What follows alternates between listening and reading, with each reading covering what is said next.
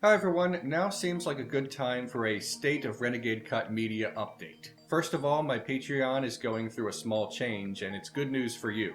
Previously, I had a one per customer rule as it pertained to requested episodes. Basically, episodes happen by commission. People say, I want to see this episode, here is some money, and then I make the episode, and that's how Renegade Cut works.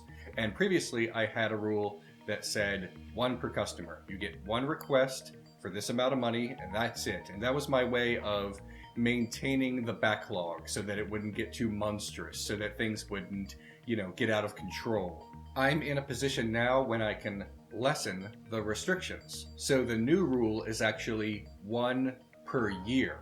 If you purchased a request last year, you can purchase a new request for the same amount of money this year.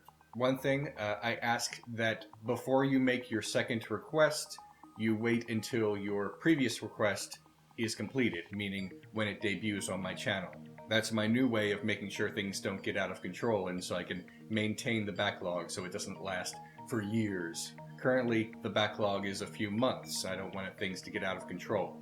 I get a lot of requests. The other big thing I want to talk about is that I announced my next big project. My previous project on Left Behind has been completed, it's done, which means I can move on to something else big besides my weekly episodes. It's called the DCEU Film and Culture Analysis. It's going to be about the DC Extended Universe movies. But more than that, it's going to be about the culture surrounding them.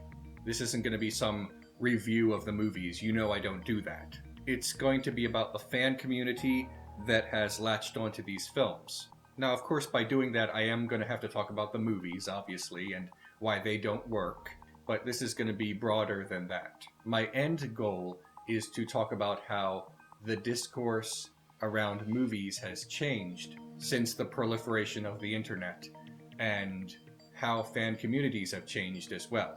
Lastly, I had a live stream last week, and it went really well, which means I'm probably going to make this a regular thing instead of just every few months, which is what I normally used to do. And that's it for now. Please make sure to subscribe and click the notification bell so that you never miss an episode, and check out my Patreon page as usual. I will see you soon.